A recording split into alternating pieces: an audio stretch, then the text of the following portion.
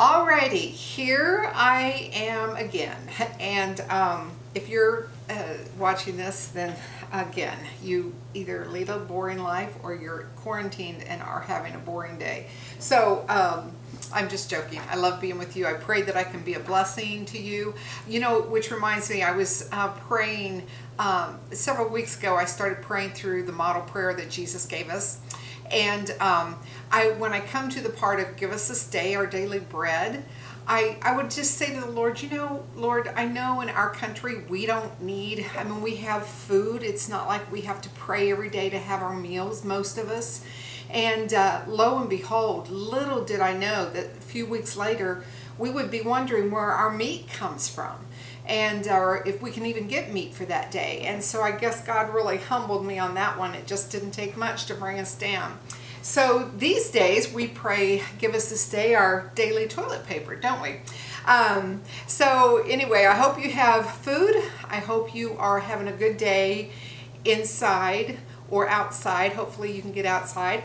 And I hope you have enough toilet paper, which is going to be used as poker chips, I hear. So anyway, that's where we are. We are doing the apple muffins, apple pecan and cinnamon muffins today. So I'm really excited to be here and show you this because this was my mom's recipe, and when I was younger, I didn't like it. I didn't like it at all. And somewhere along the way, you know, my taste changed, and here we are, and it's become one of my favorite desserts.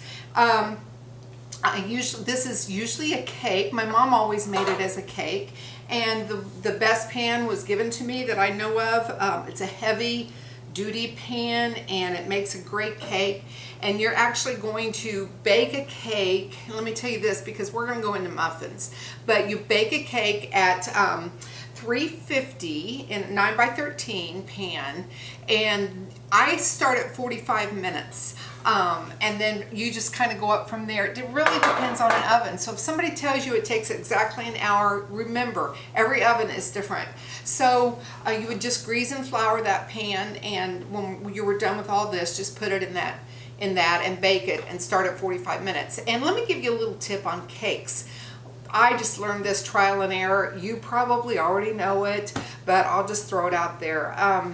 When you're testing a cake, I always start when I know it's not quite done with a toothpick, and then I kind of go, if it's just barely, you know, if it's still not coming clean on the toothpick, I go at like 30-second increments, because you want your cake, no matter what cake it is, you want it to be just when that toothpick comes clean. If you go much over that, a couple minutes even, it's going to be, you're going to dry it out. So that's kind of the perfect, that's just a little thing for what it's worth. Anyway, so what we have here, I have prepared 3 cups of finely chopped apples. And my mom always did this. She would take her sugar, which is going to be 2 cups of sugar, but she would just use a little bit of that sugar and pour it in there and stir it about a half a cup or so, and kind of let that juice. And I have learned that it really brings out the flavor of the apples and creates some a lot of moisture and moistness. So anyway, I finally chopped these apples, and you can do it however you want, but 3 cups of apples. So we start with that, and then we're just going to set that aside. And then I have my dry ingredients, which I have, and I have to look at this. Sorry, I'm not a professional, and I don't have a teleprompter or anything like that. But I have 3 cups of flour. And again, I always use unbleached. You can do it, you know, my mom didn't use that. So anyway, 3 cups of flour. And we have a half a teaspoon of salt. And then we add a teaspoon of baking soda. And don't you like this? I'm sure this is how everybody cooks. You have it all just neatly prepared here, right? Because that's how I do it. No, I have my bags out normally, but because I'm on video, I'm doing this like this. And then I have a half a teaspoon of baking powder. And those are your dry ingredients, and just kind of mix those together. And don't make a mess like I am doing. And then 2 teaspoons of cinnamon. Now, the original recipe called for a half a teaspoon of cinnamon, but We love cinnamon, so I increased it from 1/2 teaspoon of cinnamon to 2 teaspoons. If that's too much for you, just cut back on it. All right, and stir that all together, get that mixed well. I have prepared my muffin pans. I just greased them. And again, we're going to do these at 350 degrees, and you're only going to bake the muffins start with about 15 minutes. And again, it's the same thing as the cake.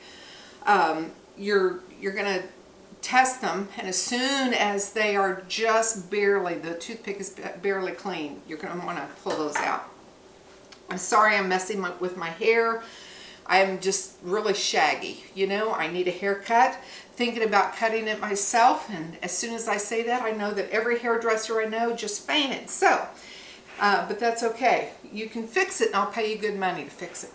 All right, so we have the flour, the dry ingredients, and then we have a cup of oil, and we're going to add, it was 2 cups of sugar.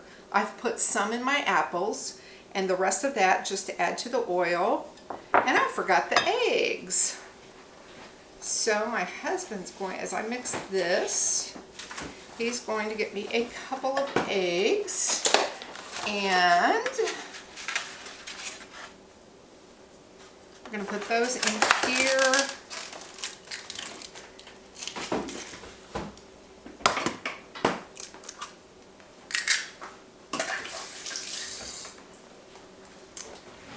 And just slightly beat those where they're not, where they're just slightly, like I said, slightly beaten. Mix that in with your oil and sugar.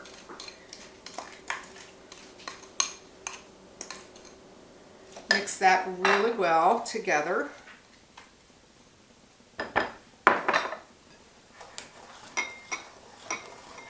And while you're doing that, I can't really think of anything to say, but just mixing it.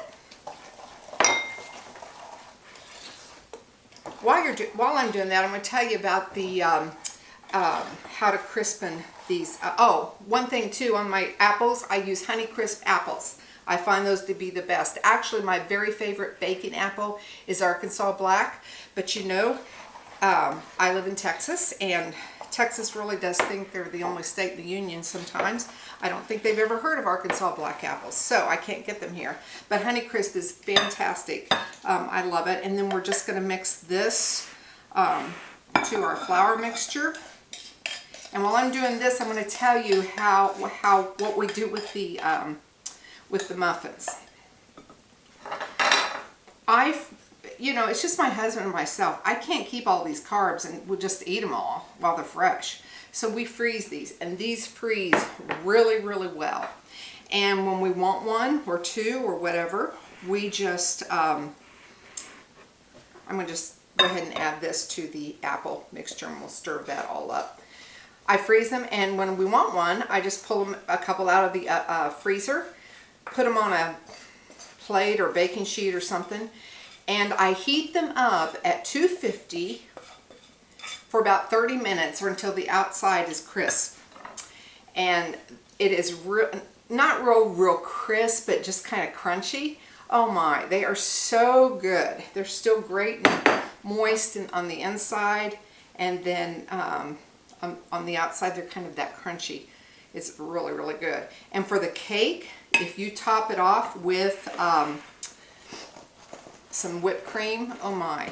Now the muffins, we don't, we just eat them by themselves. All right, so I've added everything together, and then comes what I consider part of the best part, and that's the pecans. The recipe calls for 1 cup, and I typically, I'm telling you, this is 2 cups right here. So we're gonna see how many I actually use. If you've watched me bake at all, again, you know that I just kind of throw things together sometimes. I do go by the recipe, but I'll do some modifications on that also. Not with the flour, not with the baking powder or anything like that, but with these things. So that was a cup.